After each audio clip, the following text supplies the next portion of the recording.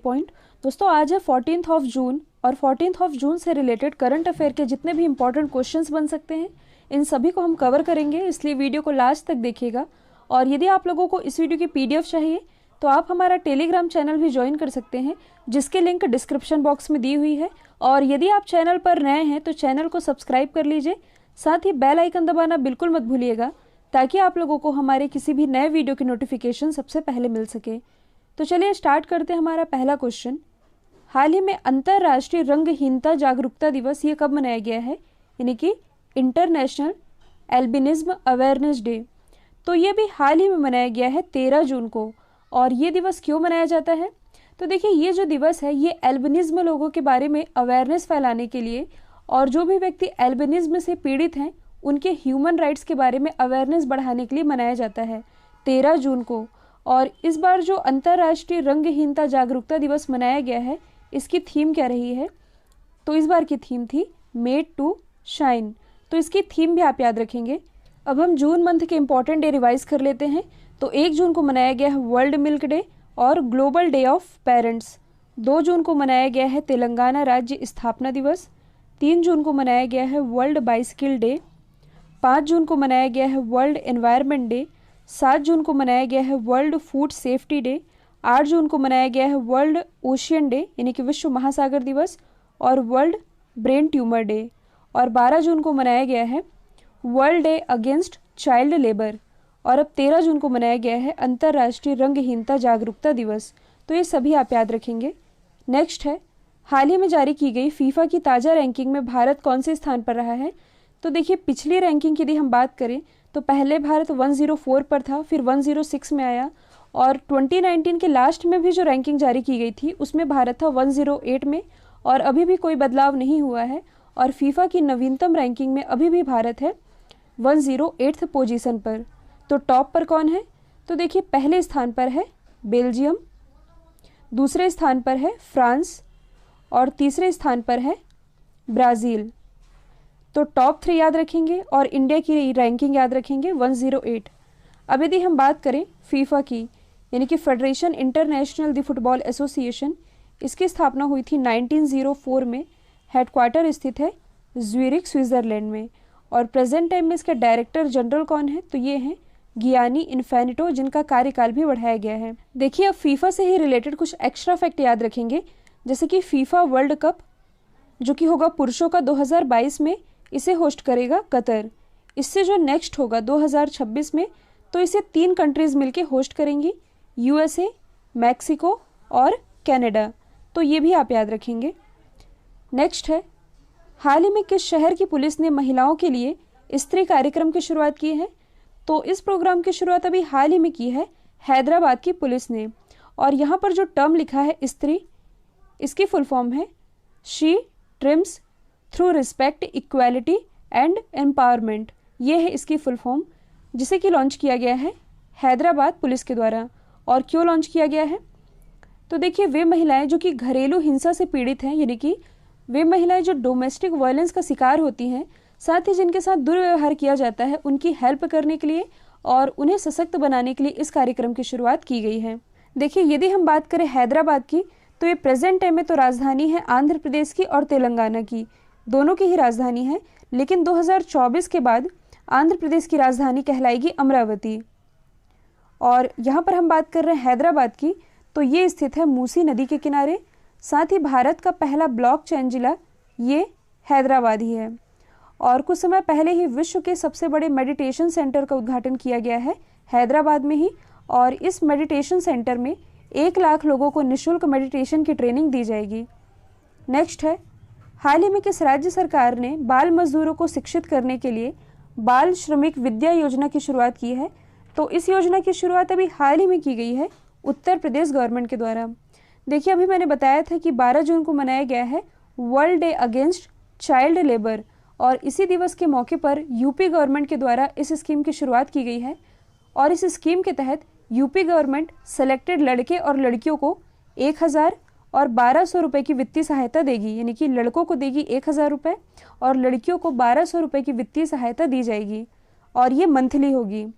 और यदि ये बच्चे 8th, 9th और 10th क्लास पास कर लेते हैं तो उन्हें हर क्लास पास करने पर 6,000 रुपये एक्स्ट्रा दिया जाएगा।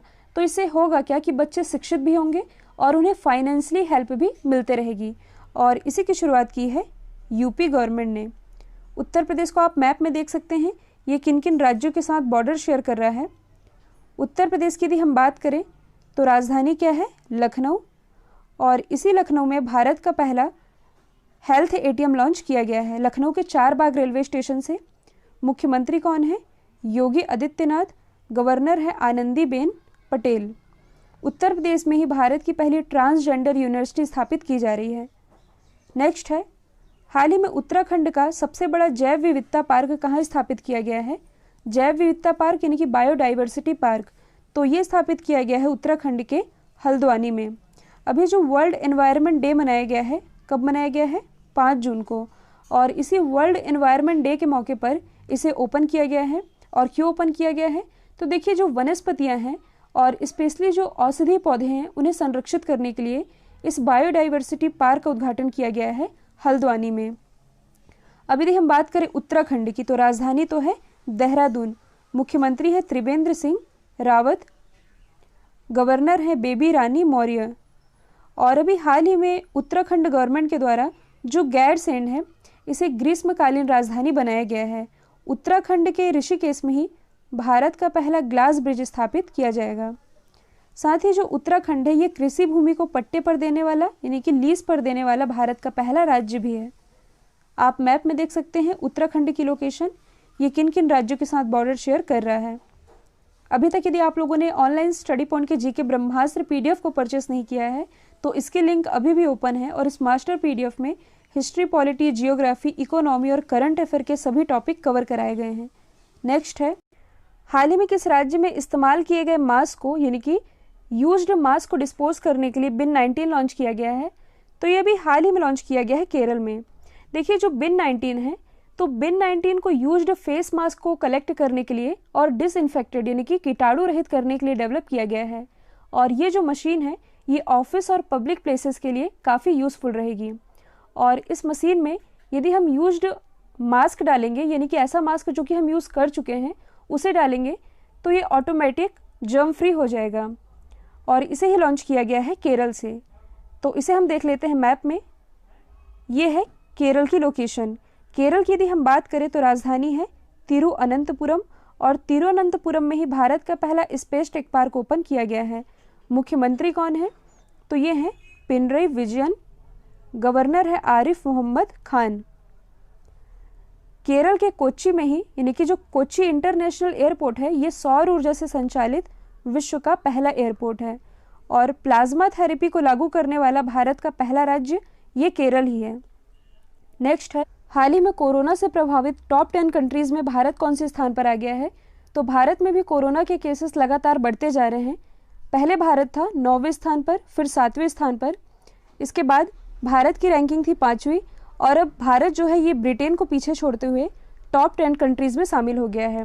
और इसमें सबसे पहले स्थान पर है यूएस, दूसरे स्थान पर है ब्राज़ील, तीसरे स्थान पर है रशिया और अब चौथे स्थान पर आ गया है भारत। यदि हम बात करें 13 जून तक की तो देखिए इंडिया में जो कोविड-19 के केसेस हैं ये बढ़ के हो गए हैं 3 लाख, यानी कि केसेस 3 लाख को भी क्रॉस कर गए हैं और इनमें से भी लगभग 9,000 लोगों की डेथ हो चुकी है। अच्छी बात यह है कि इंडिया में रिकवरी रेट अच्छा है, इनमें से लगभग 1.54 लोग ठीक भी हो चुके हैं। ये तो हुई वर्ल्ड की बात। यदि हम केवल भारत की बात करें तो भारत में सबसे ज़्यादा प्रभावित राज्य है महाराष्ट्र। 13 जून तक महाराष्ट्र में जो केसेस हैं ये 1 लाख क्रॉस कर चुके हैं और इनमें से लगभग 3700 लोगों की डेथ हो चुकी है, तो ये भी आप याद रखेंगे। नेक्स्ट है, हाल ही में ब्रिटेन सरकार ने लंदन के सर हेनरी हैवलॉक सड़क का नाम बदलकर किसके नाम पर रखने की घोषणा की है। तो ये घोषणा की गई है गुरु नानक जी के नाम पर रखने की, यानी कि अब इसका नाम होगा गुरु नानक मार्ग। और कुछ दिन पहले मैंने आप लोग बताया था इजराइल में जो तेल अवीव सड़क है इसका नाम बदलकर किया गया है टैगोर स्ट्रीट। अभी रविन्द्रनाथ टैगोर जी की 159 जयंती मनाई गई है। इस मौके पर इजराइल के तेल अवीव सड़क का नाम बदलकर किया गया है टैगोर स्ट्रीट। लेकिन यहाँ पर हम बात कर रहे हैं ब्रिटेन की, तो इसे आप देख सकते हैं मैप में, ये है ब्रिटेन। ब्रिटेन की यदि हम बात करें तो कैपिटल है लंदन, करेंसी है पाउंड स्टर्लिंग। जो ब्रिटेन है ये क्लाइमेट इमरजेंसी लागू करने वाला विश्व का पहला देश है और ब्रेग्जिट के तहत यूरोपीय यूनियन से अलग होने वाली पहली कंट्री ये ब्रिटेन ही है। इसे आप मैप में थोड़ा जूम करके देख सकते हैं। ये है ब्रिटेन, ये है आयरलैंड और ये है फ्रांस। तो ब्रिटेन और फ्रांस को अलग करने वाली जल संधि जो है ये कहलाती है डोवर स्ट्रेट। ये है उत्तरी सागर और ये है अटलांटिक महासागर।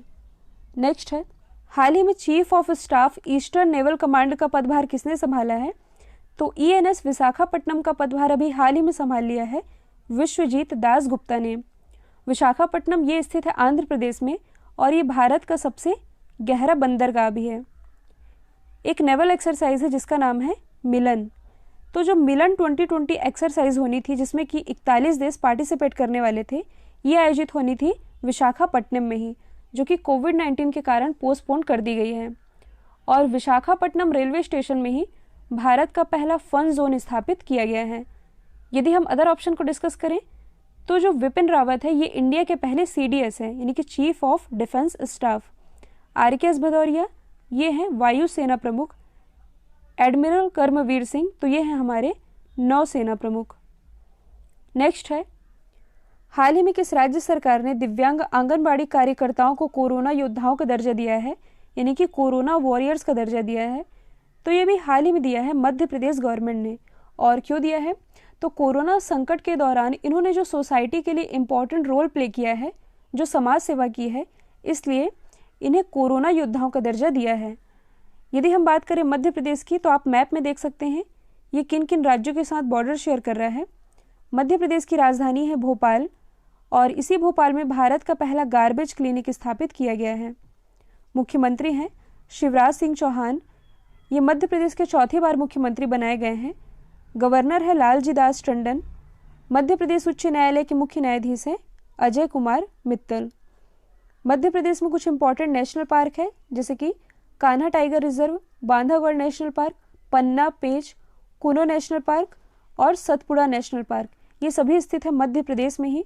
साथ ही पूरी तरह से सौर ऊर्जा से संचालित भारत का पहला गांव ये है मध्य प्रदेश में ही, जिसका नाम है बाचा गांव और ये स्थित है मध्य प्रदेश के बैतूल जिले में। कल मैंने आप लोगों से पूछा था हाल ही में जारी किए गए खाद्य सुरक्षा सूचकांक में भारत का कौन सा राज्य पहले स्थान पर रहा था? तो राइट आंसर था गुजरात। अब आप लोगों के लिए आज का सवाल है, हाल ही में medal of the order of Australia से किसे सम्मानित किया जाएगा?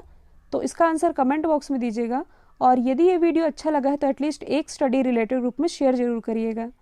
तो आज के लिए इतना ही। Thank you so much.